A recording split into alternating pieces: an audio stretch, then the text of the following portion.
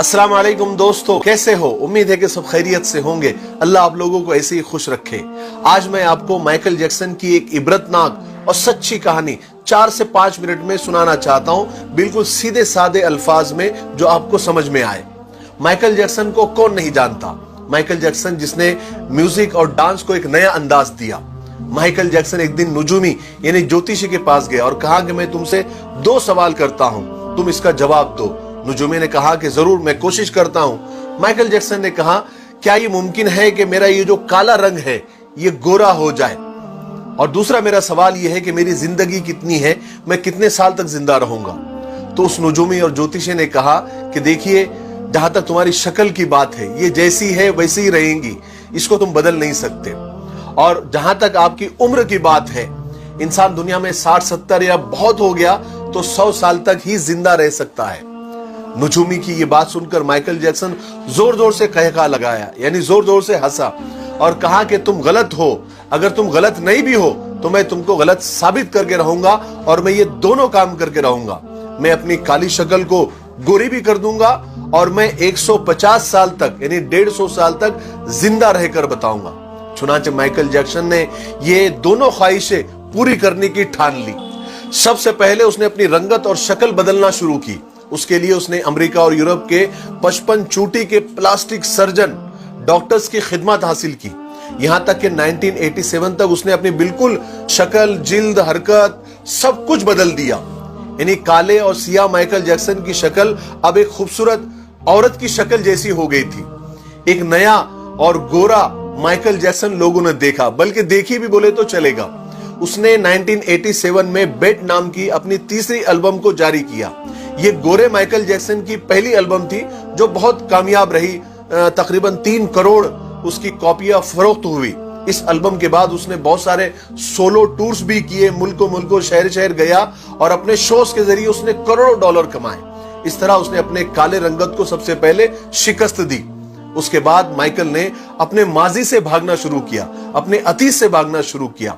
उसने तमाम अपने खानदान से रिश्ते नाते तक तोड़ लिए, अपने एड्रेस चेंज कर लिए, यहां तक के पैसे के दम पर उसने गोरे माँ बाप तक खरीद लिए और उसने अपने पुराने दोस्तों से जान छुड़ा ली।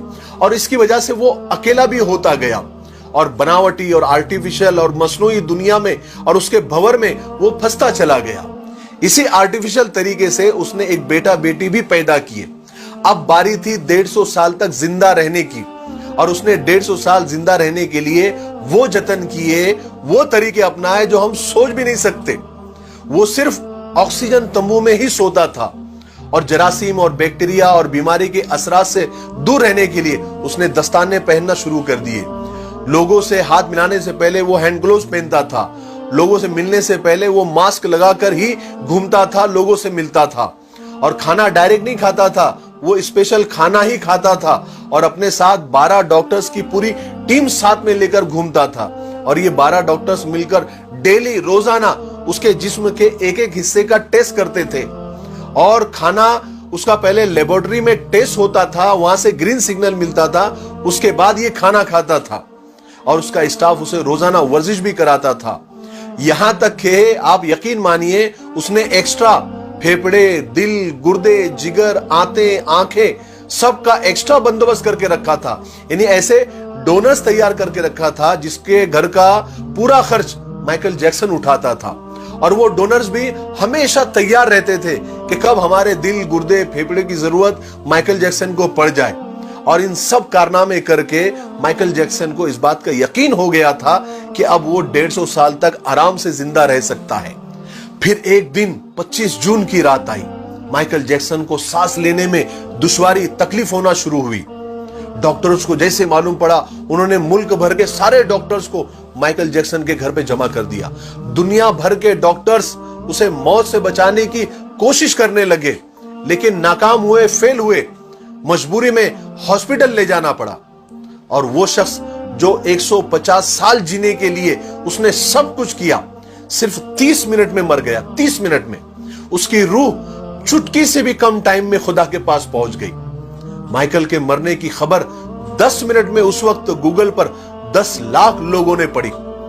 और गूगल का उस वक्त का सबसे बड़ा ट्रैफिक रिकॉर्ड था।